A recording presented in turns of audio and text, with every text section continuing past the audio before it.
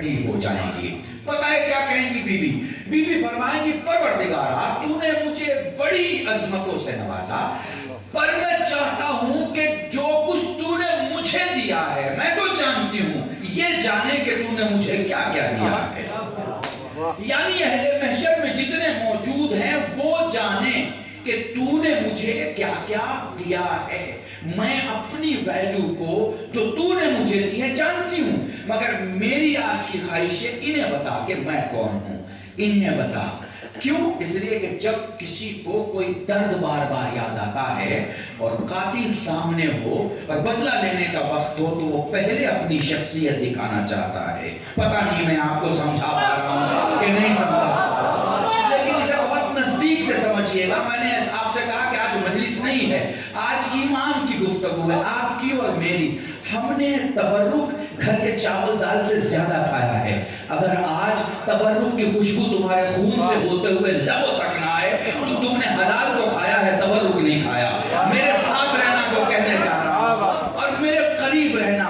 Be be Fatima کہتی پروردگارا جو کچھ تو نے مجھے عطا کیا ہے تیرا شکر ہے، میں جانتی ہوں، مگر انہیں پتا چلنا چاہیے. اللہ کہے گا فاطمہ فاطمہ جا، تجھے جس جس کو بخشنا ہے، جس جس کو جنت میں لے کے جانا ہے، تجھے تیرے خدا کی طرف سے اجازت دی گئی. اب ایک جملہ لکھا ہے، مفسرین نے بھی اس کی تشریح کی ہے اور لکھنے والوں نے بڑا خوبصورت جملہ امام کے حوالے سے لکھا ہے. نزدیک رہیے گا. آپ نا طائر کے پاس، کسی بھی پرندے کے پاس جا کے کوئی بھی دانہ، باجرے کا، چنے کا، گیہوں کا کوئی بھی دانہ اٹھا کے پھینکیے گا دونوں ہاتھوں میں. ایک میں ناقص رکھیے گا اور ایک میں اچھا والا رکھیے گا. جب آپ دونوں ملا کے پھینکیں گے تو وہ پرندے کے چونچ میں اور آنکھوں میں اور فہم و ادراک میں اتنی معلومات ہے، وہ ناقص کو چھوڑتا ہے اور کامل کو اٹھاتا ہے. ناقص کو چھوڑے گا اور کامل کو اٹھائے گا، ناقص کو چھوڑے گا اور کامل کو اٹھائے گا. تمہیں یقین نہ ہو بازار میں جا کے یہ عمل کر کے دیکھ لینا، سمجھنا ہے میں پگڑی اتارنے کو تیار ہوں، چونکہ ہمارے یہاں کتابوں میں جو ملتا ہے وہ علم کی بنیاد پر ملتا ہے. ہم نے مدینہ مکے کی گلیوں سے علم نہیں لیا، ہم نے نجف کے دروازے سے علم لیا.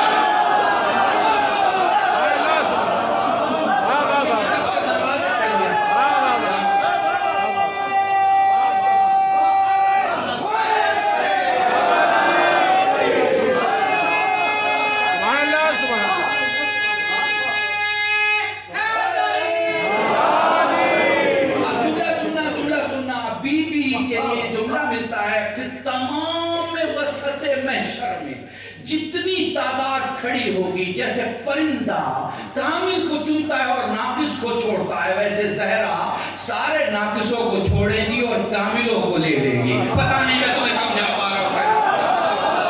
اسی بھیڑ سے زہرا ان سب کو لے کر جنت کی طرف جائیں گی. مگر یہاں بھی زہرا سمجھ رہی ہیں کہ ابھی بھی وہ فضیلت سامنے نہیں آئی جو میں دکھانا چاہتی ہوں. تو جنت میں جانے کے پہلے پلٹ کے کہیں گی پروردگارا تیرا کرم اور جاننا چاہتی ہوں. وہی خدا کی آواز آئے گی، یہ جن جن کو لے کے جا رہی ہے ان سے کہیے جن جن کو لے کے جانا چاہیں.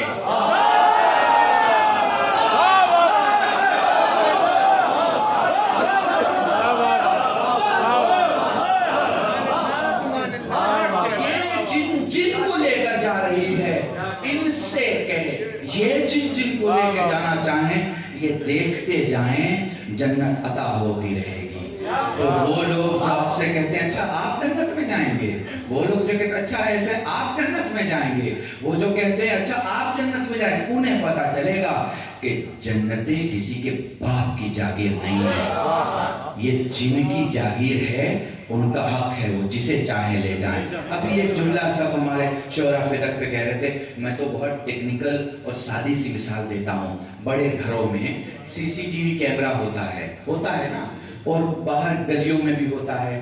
تو بڑے گھر کی عورتیں کیا کرتی ہیں کہ وہ کچھ پیسے ادھر ادھر چھوڑ دیتی ہیں، اور کام والی جو نوکرانیاں ہوتی ہیں ان کے ایمان کا امتحان کچھ یوں ہوتا ہے کہ وہ دیکھتی ہیں کہ یہ چھوٹے چھوٹے پیسوں پہ اپنا ایمان بیچ دے گی یا یہ گھر کی حفاظت کرے گی. پتا چلا کہ کسی نے 2 5 10 100 200 500 روپے کے لیے اگر اپنے امیر کو بھلا دیا اور وہ پیسے لے لیے تو سی سی ٹی وی میں پتا چل جاتا ہے کہ یہ ایک دن رہنے کے قابل نہیں ہے تو زندگی کیسے گزر سکتی ہے. یہ جو اللہ کا سی سی ٹی وی کیمرہ لگا تھا نا عہد رسالت میں، یہ یہی تو دیکھ رہا تھا رسول کے جانے کے بعد کہ یہ چھوٹی چھوٹی چوریاں کرنے والے لوگ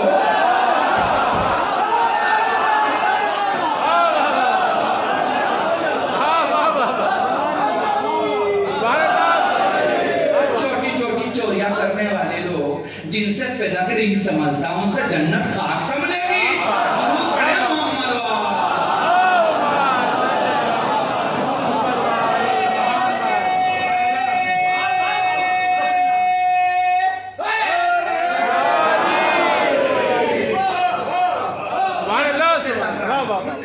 حضرت زہرا اس طرح جنت میں داخل ہوں گے.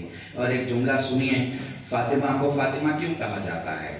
چونکہ فاطمہ آپ کو جہنم سے آزادی دلواتی ہے، جہنم سے آزادی دلواتی ہیں. اور علی کون ہے؟ جنت دلواتے ہیں. اب یہی غور کر لیجئے، فاطمہ کون ہے؟ جہنم سے آزادی دلواتی ہیں. اور علی کون ہے؟ جنت دلواتے ہیں. بھئی آپ جنت میں تبھی جائیں گے نا جب جہنم سے باہر آئیں گے. جہنم سے باہر نہیں آئیں گے تو جنت میں کیسے چلے جائیں گے؟ رات کہہ رہا ہوں اور یاد رکھنا اس بات کو، اور اسی کو میزان میں ہمیشہ مقابل میں تول کے لیے رکھنا. یہی سچائی ہے. علی کا نعرہ جتنا لگانا ہے لگاؤ. علی جنت دلائیں گے، فاطمہ جہنم سے بچائیں گی. علی جنت دلائیں گے، فاطمہ جہنم سے بچائیں گی. جتنا علی کا نعرہ لگانا ہے لگاؤ، مگر ایک بھی نعرہ قبول اس وقت تک نہیں ہوگا جب تک زہرا کے دشمنوں پہ لعنت نہ بھیج دیں. میں تمہیں دلیل دے رہا ہوں، جاؤ خانقاہوں پر، جاؤ بزرگوں کی قبروں پر، جاؤ مسلمان امتیوں میں. بہت سے ایسے لوگ ہیں جو کہتے ہیں کہ وہ اہل بیت کے چاہنے والے ہیں، بہت سے ایسے کہتے ہیں کہ وہ اہل بیت سے پل رہے ہیں ان کے نام پہ، بہت سے ایسے ہیں جو اہل بیت کا قصیدہ پڑھتے ہیں، بہت سے ایسے ہیں جو اہل بیت کا ذکر کرتے ہیں، بہت سے ایسے ہیں جو کہتے ہیں ہم غلام اہل بیت ہیں. تو پھر لعنت بھیج کے دکھاؤ نا اہل بیت کے دشمن. نعرہ تو سب لگاتے ہیں علی کا، لیکن علی کا نعرہ اس وقت قبول نہیں ہے. نعرہ تو وہ بھی علی کا لگاتا تھا جو میدان میں علی کو دیکھ کر بھاگ رہا ہوتا تھا. نعرے تو لگاتا تھا، اور جب اس سے کہا جاتا تھا بھائی تو بھاگ بھی رہا ہے اور علی کا نعرہ بھی لگا رہا ہے تو یہ کیوں کر رہا ہے؟ تو وہ کہتا تھا بھاگ اس لیے رہا ہوں کہ علی بھاگتوں کے پیچھے بھاگتا ہی نہیں. درود پڑھے محمد والا.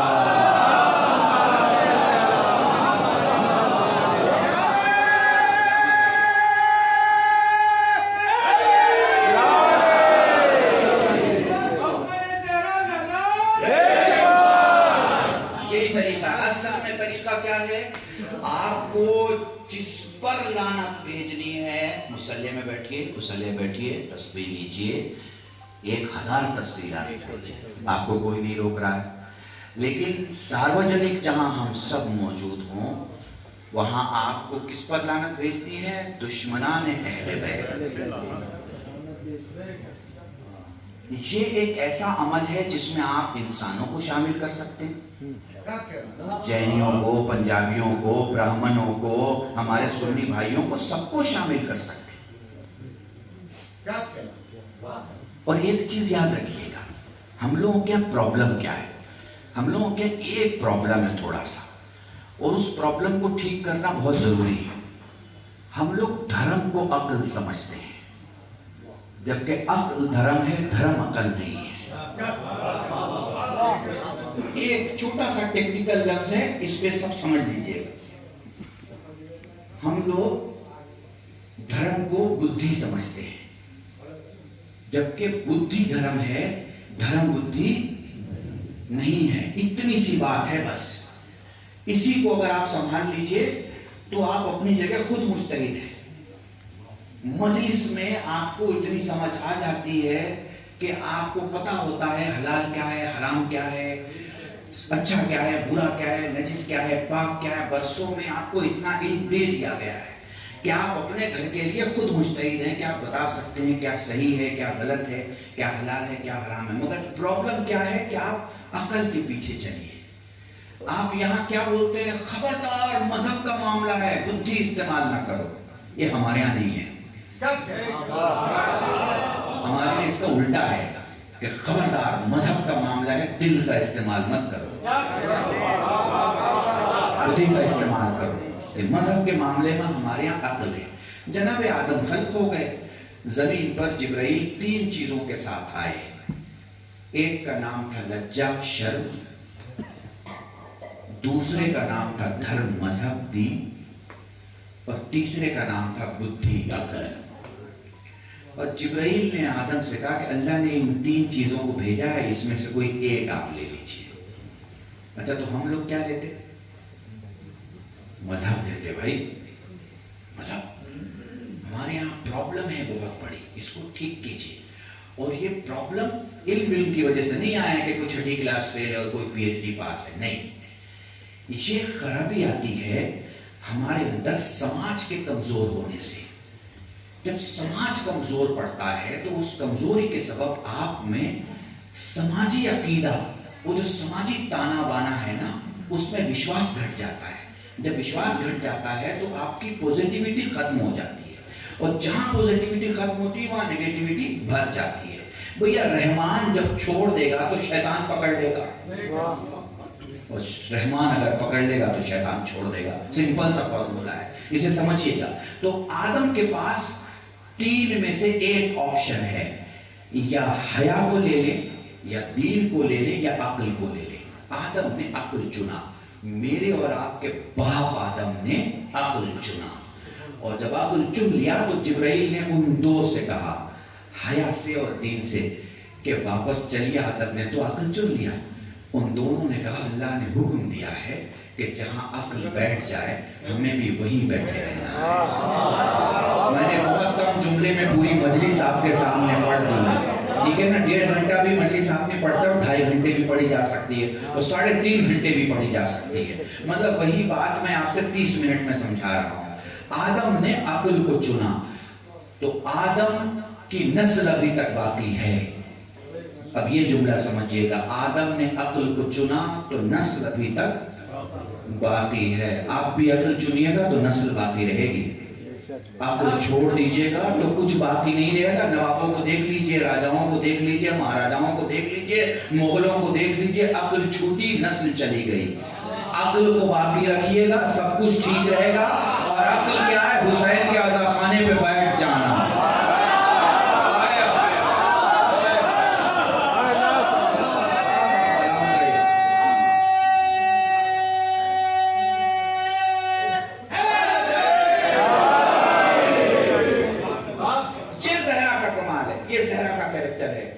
محشر کے میدان میں جہاں کسی کی نہیں چل رہی ہوگی وہاں حضرت زہرا کی چلے گی. اور اب حضرت زہرا کا کریکٹر دیکھیے، کیا خوبصورت کردار ہے. اور یہیں سے میں آپ کو ربط مسائب پہ لے کے آ جاؤں گا. آپ کو پتا ہے انسانی دنیا میں، فخری بھائی، انسانی دنیا میں سب سے بڑی چیز کیا ہے؟ آپ کو پتا ہے اللہ کو سب سے زیادہ کیا عمل پسند ہے؟ ہم سب میں نماز، روزہ، حج، زکوٰۃ، خمس، جہاد. اچھا ہماری ایک دوسری پرابلم ہے، ہم لوگ پرسکرائب نیکی کو ہی نیکی سمجھتے ہیں، باقی کسی نیکی کو نیکی سمجھتے ہی نہیں ہیں. مطلب پرسکرائب نیکی کا مطلب کیا ہے؟ پرسکرائب نیکی کا مطلب ہے کہ جمعہ کی نماز کے بعد یہ دعا پڑھ لیجیے تو 1 لاکھ حسنات مل جائیں گے. راستے میں فقیر کو 2 روپیہ دے کے وہ حسنات ملیں گے، یہ آپ کو کنفرم نہیں ہے. آپ کو یہی کنفرم ہے کہ عصر کے بعد یہ فلانی دعا پڑھیں گے تو بھائی 1 لاکھ تو یوں مل گئے. ٹھیک ہے نا. تو آپ پرسکرائب نیکی کو نیکی سمجھتے ہیں. پریکٹیکلی جو نیکیاں آپ کو پکار رہی ہوتی ہیں آپ تو منہ ہی نہیں پھیرتے ان کی طرف. آپ تو کہتے ہیں بھائی نیکیاں، اللہ کی قسم نیکیاں آپ کو پکار رہی ہوتی ہیں. گھر میں چچیرا بھائی پریشان ہے اور آپ ایکسٹرا پیسہ خرچ کر رہے ہیں اپنی پاکٹ کا، تو نیکی آپ کو پکار رہی ہے، آپ سن نہیں رہے ہیں. آپ کی ممیری، پھوپھیری، خلیری بہن اپنے شوہر کے ساتھ آپریشن کے لیے دلی یا کسی دوسرے شہر اسپتال میں 20,000 روپے کے لیے مولویوں کے پاس چندے کے لیے بیٹھی ہوئی ہے. آپ 80,000 کا موبائل لے کے گھوم رہے ہیں. نیکی آپ کو پکار رہی ہے، آپ کی سمجھ میں نہیں آ رہا. نیکی آپ کو پکار رہی ہے، آپ کی سمجھ میں نہیں آ رہا.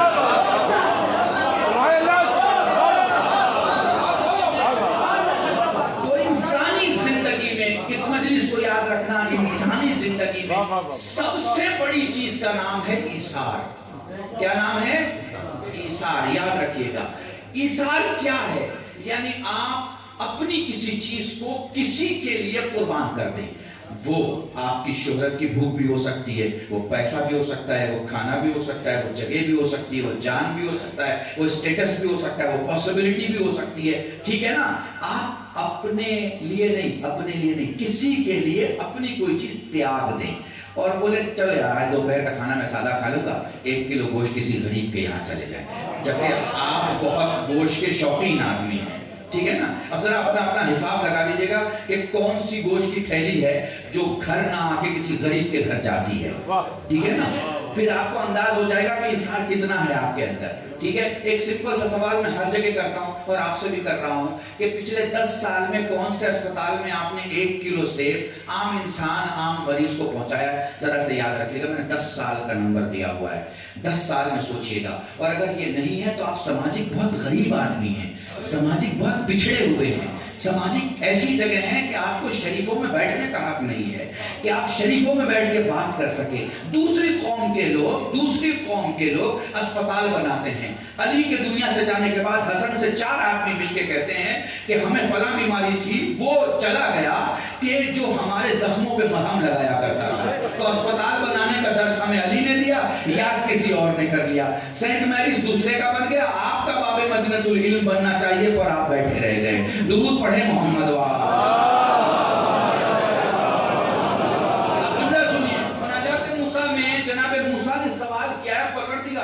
ایسی کون سی شے ہے جو خاتم النبیین کی امت کو دنیا کی ساری امتوں پہ افضل اور ان کو سارے نبیوں پر افضل کرتی ہے, افضل بناتی؟ کون سی شے ہے؟ تو قدرت کا جواب موسیٰ کو آیا کہ موسیٰ اس قوم میں ایثار ہے. کیا ہے؟ ایثار ہے. یہ وہ قوم ہے جو اپنی چیزیں دوسروں کے لیے قربان کرتی ہے. اپنی چیزیں دوسروں کے لیے قربان کرتی ہے.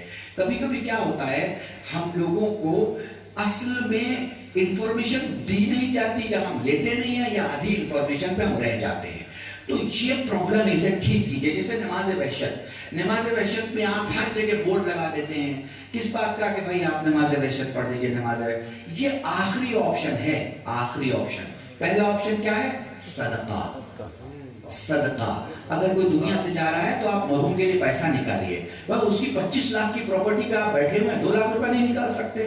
آپ اس کے 50 لاکھ کی پراپرٹی پہ بیٹھے ہوئے اس کے لیے 5 لاکھ نہیں نکال سکتے. آپ اس کے 5 کروڑ کی پراپرٹی پہ بیٹھے ہوئے اس کے لیے 10 لاکھ نہیں نکال سکتے. جس رات وہ پہلی تنہائی کو فیس کرنے جا رہا ہے, اس رات چند غریبوں کی شادی کا پیسہ نکال دو, دیکھو اس کی دنیا بھی سدھر جائے گی اور آخرت بھی سدھر جائے گی. ہمارے یہاں آپشن نہیں معلوم ہے, یا جانا نہیں, یا آدھی معلومات ہے. ٹھیک ہے, بات سمجھ رہے ہیں, ساتھ رہیے گا. تو مین بات کیا ہے کہ آپشن تھا کہ ہمیں صدقہ دینا تھا, لیکن ہم نے صدقہ نہیں دیا. بس نماز وحشت پڑھ لیجئے, کام ہو جائے گا. اور آپ نے ہر جگہ گزارش کر دی. ایسے ہی آگے بڑھیے. یہ ایثار کیا ہے؟ جہاں آپ قربانی دیتے ہیں دوسرے کے لیے. یہاں خدا موسیٰ سے کیا کہہ رہا ہے کہ محشر کے میدان میں اپنے فرشتے سے کہوں گا, یہ جتنے لوگ ہیں ان سب کے نام اعمال کو دیکھو اور دیکھ کے بتاؤ انہوں نے اپنی پوری زندگی میں, سال وال کی بات نہیں ہے, پوری زندگی میں کیا کسی میرے مخلوق کے لیے خود ایثار و قربانی پیش کی ہے کہ نہیں. اگر انہوں نے کسی کے لیے بھوک قربان کی, کسی کے لیے شہرت قربان کی, کسی کے لیے پیسہ قربان کیا, تو ہمیں بتاؤ کہ انہوں نے یہ عمل کیا ہے. کیونکہ ایسا شخص جو میرے انسان کے لیے قربانی دیتا ہے, مجھ خدا کو شرم آتا ہے میں اسے جہنم میں کیسے بھیجوں. ایک بار درود پڑھ دیں محمد. بس ختم کر رہا ہوں. یہ آخری روایت میں نے پچھلی 3 مجلسوں میں ذکر کیا ہے, چونکہ معصوم دو عالم اور معصوم کونین جناب زہرا سلام اللہ علیہ کے صدقے سے میں چاہتا ہوں کہ ان کے حوالے سے جو گفتگو ہے وہ زیادہ سے زیادہ لوگوں تک پہنچے. اس لیے میں یہ پڑھ رہا ہوں, آپ کے سامنے پڑھ چکا ہوں, دوبارہ پڑھ رہا ہوں کہ شہزادی سے پوچھا گیا کہ آپ دنیا کو کن وجوہات کے بنا پر چاہتی ہیں, تو شہزادی فرماتی ہیں 3 وجوہات کے بنا پر میں دنیا کو چاہتی ہوں. پہلی وجہ کہ مجھے قرآن کی تلاوت کا موقع اس دنیا میں ملتا ہے, پہلی چیز. دوسری وجہ بیوی فرماتی ہیں مجھے دوسرے کی مدد کرنے کا موقع اس دنیا میں ملتا ہے، چونکہ محشر میں کوئی کسی کی مدد نہیں کرے گا، آپ کو پتا ہے۔ تیسری چیز وہ فرماتی ہیں میرے بابا کی زیارت کرنے کا موقع مجھے ملتا ہے۔ میں آپ سے ایک آخری سوال ربط مصائب کے پہلے، اگر سیدہ کا دن منا رہے ہو تو یاد رکھو سیدہ کی سب سے اسپیشل چیز اور سب سے پسندیدہ چیز ہے قرآن کی تلاوت کرنا۔ ہم میں سے ہم نے پچھلے 1 سال میں کتنی بار قرآن ختم کیا ہے؟ اگر ہم نے صرف رمضان میں قرآن ختم کیا ہے تو ہم زہرا کے راستے پر نہیں ہیں، تھوڑا سا سوچیے گا۔ ہم نے 10 سال میں کتنے قرآن ختم کیے؟ ہماری تو قرآن کی سپیڈ ہی یہ ہے کہ بھائی آج ہم نے 12واں پارہ پڑھ لیا اور ہم نے کل 13واں پڑھ لیا اور اب اتنا بچا ہے اور آج ہم نے 2-3 پارے پڑھ لی، وہ بھی ہم عربی پڑھتے ہیں، مطلب تو سمجھ میں نہیں آتا، نیچے ترجمہ ہے لیکن زحمت نہیں کرتے کہ ترجمہ دیکھ لیں۔ تو میرے بھائیوں ممبر پہ بیٹھ کے میری اتنی ہی گزارش ہے، قرآن قرآن اور قرآن، قرآن کے نزدیک جاؤ گے خود سمجھ جاؤ گے محمد کس بادشاہ کا نام ہے، علی کس وزیر کا نام ہے، حسن کس مالک کا نام ہے اور حسین کس دین کا نام ہے۔ جب ان کو سمجھ جاؤ گے تو خود دیکھو گے کہ ایک دروازے پہ یہ جھک جاتے ہیں، جس دروازے پہ یہ سب جھکے ہوں سمجھ جانا کہ یہ زہرا کا دروازہ ہے، وہی دروازہ ہے جسے ظالموں نے جلا دیا۔ مجھے واقعی اگر نہ جانا ہوتا اور مجھے دوسرے جگہ پر مومنین کی خدمت میں مجلس نہ پڑھنی ہوتی تو میں یقیناً کچھ دیر اور آپ کی خدمت میں رہتا، بڑی معذرت کے ساتھ۔ زہرا کا دروازہ ہے، ہر مجلس میں سیدہ آتی ہیں کیونکہ حسین کا وصیت پڑھا جاتا ہے، اس مجلس میں سارے معصوم موجود ہیں کیونکہ فاطمہ کا وصیت۔ یہ جو تمہاری آواز نکلتی ہے نا، یہ اصل میں زہرا کی سنت ہے۔ جب بھی رویا کرو آواز بلند رویا کرو، جب بھی رویا کرو آواز کے ساتھ۔ کیا غلط ہے میں آپ کو الفاظ میں کیسے بتاؤں؟ میں روایت سنانا چاہ رہا ہوں آپ کو۔ جناب زہرا اس دنیا سے جا چکی ہے، اس جملے کو غور سے سنیے گا، جناب زہرا دنیا سے جا چکی ہے اور علی زہرا کے پاس اب بیٹھے ہیں، دنیا سے جا چکی ہیں، علی زہرا کے پاس اب بیٹھے ہیں اور اب بیٹھ کر کہہ رہے ہیں فاطمہ علی بلا رہا ہے آپ کے گھر۔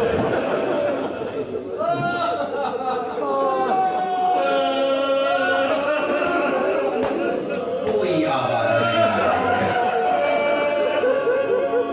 جب کبھی اے ابن عم کہہ کے پکارتی تھی جناب فاطمہ تمہارا ابن عم بلا رہا ہے۔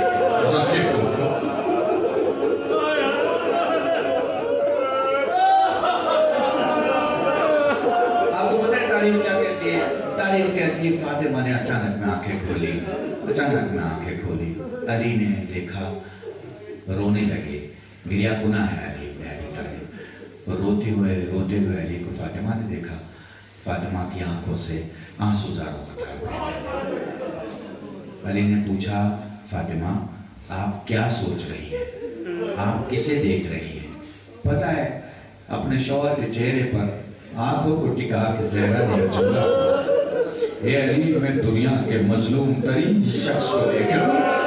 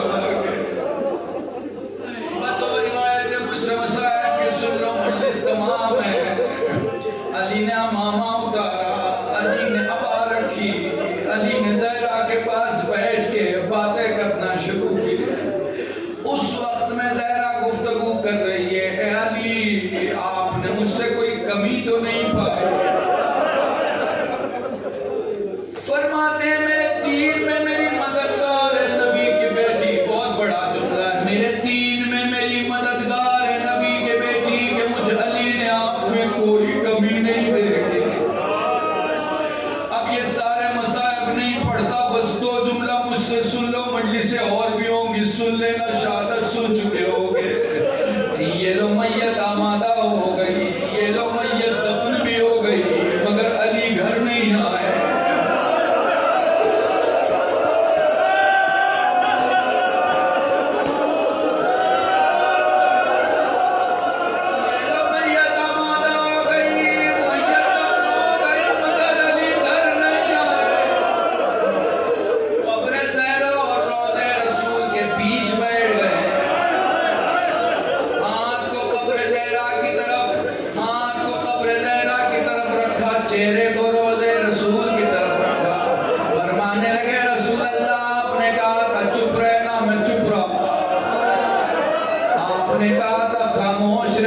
خاموش رہا